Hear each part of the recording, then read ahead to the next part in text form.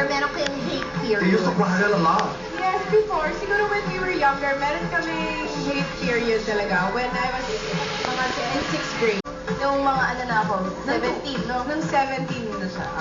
Pero dati Kasi nakaka-relate na siya sa mga kwento ko. Alam na niya yung mga pinagdadaanan ng mga babae. Okay. And sinabi mo na generous siya kapatid. Nag-share. Pero syempre ngayon, dahil mas marami na akong time, ako na yung mas nakakapag-shopping, then gano'n. Ako na yung nakikipag-share sa kanya. That's the irony, no? Marami siyang pera pero walang oras. Correct. Alam mo, ako yung bili ng bili, siya yung share ng share. But was there a time when I mean, you didn't talk about boys? Recently lang kami nag-talk about boys. Yeah. So, recently lang talaga. Why not? Why not? Dati? Before, kasi in denial ako na may mga crushes ako. Kasi naman, ang feeling ko talaga, focus ako, work lang ako ng work. Tell us the story kung paano mo nalaman na si Direk, no, you told me that. It's a cute story. Kasi ganito yan, nasa lang ako sa kwarto. Tapos dumating siya, galing ko sa date ni Paul. Tapos sabi niya, ano masabi mo kay Paul? Tapos sabi ko, okay lang. I like him. Sabi ko, okay. Hindi ko na siya pinapansin. Tapos papansin siya, tapos bigla bumalik siya. Kami na!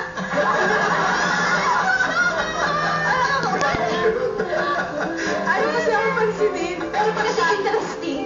Pag siya, Talagang bigay. bigay ko na siya sa lahat ng kwento niya. Ako naman, talaga. Tapos ano nangyari? Interesado ako. Pero pag siya, pag story ko, hindi siya interesado. Lagi na siya sabi, boring kasi buhay mo.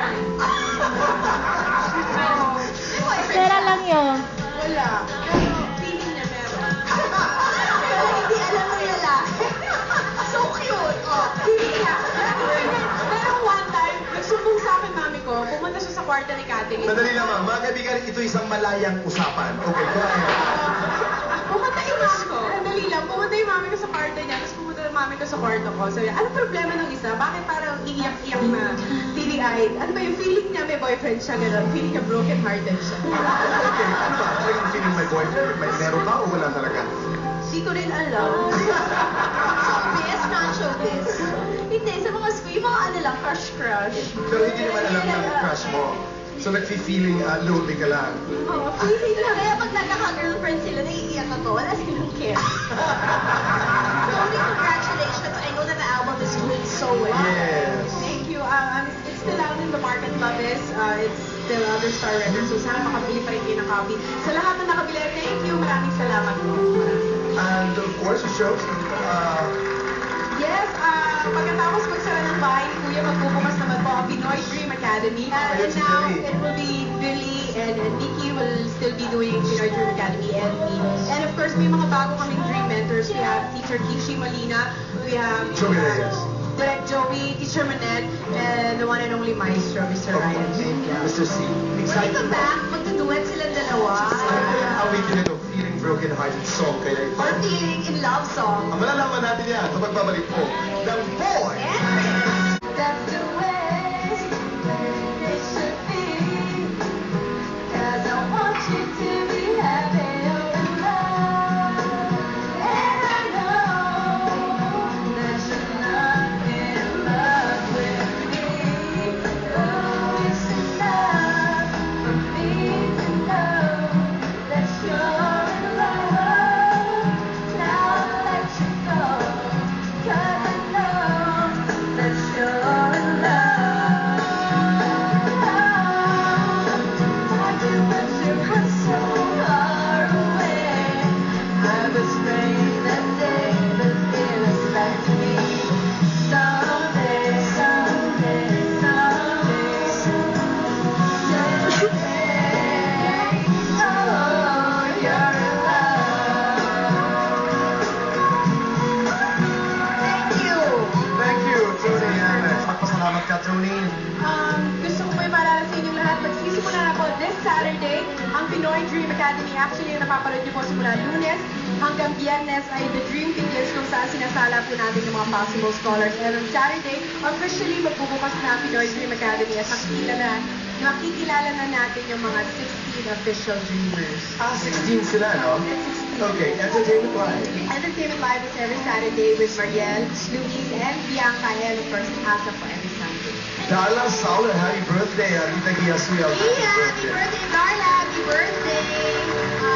I'd like to thank Skechers, tapos Faces and Curves, Dental Arts din, saka My Girl po, every weekdays after ng long. Maraming salamat sa Fernwood Gardens. Ito po yung nasa 69 Senecal Drive, Sandal Subdivision. 925-0020.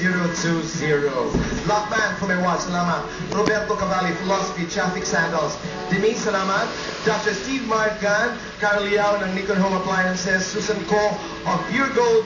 Poiso of La Carmela de Boracay and Philosophy Bell. Maraming salamat.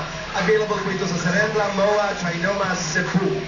Sulit Pinoy Rice Toppings, they are in 202 Times Square Building, Examiner Corner, Crime Street, 412-4897, 415-8105. Maraming salamat sa pagpakain nila to everybody here. Cheese Squared, branches naman sa Ortigas Town Center, Seaside, Building K, Seaside Esplanade, Tapa Fresh in the Food Terminal of Parañaque, and the back of Seaside Market in Baclaran, 556-1775 and 1776. Salamat. My dresses again by Tinsley at the podium. Thank you very much. Marcati Palazzo area po yan. Dami Fuentes for my hair and makeup. Best dress by Chris and Lucy.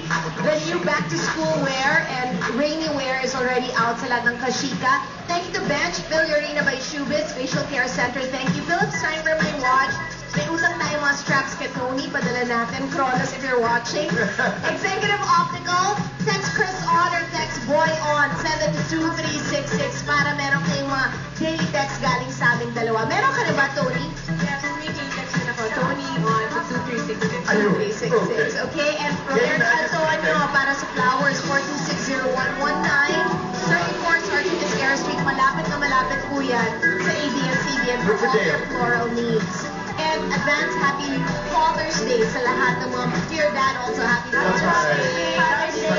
Kay GP, happy Father's Day. Kay Jay, happy Father's Day. Si Jay. Yeah, it was such a nice musical day talaga. Ito ba?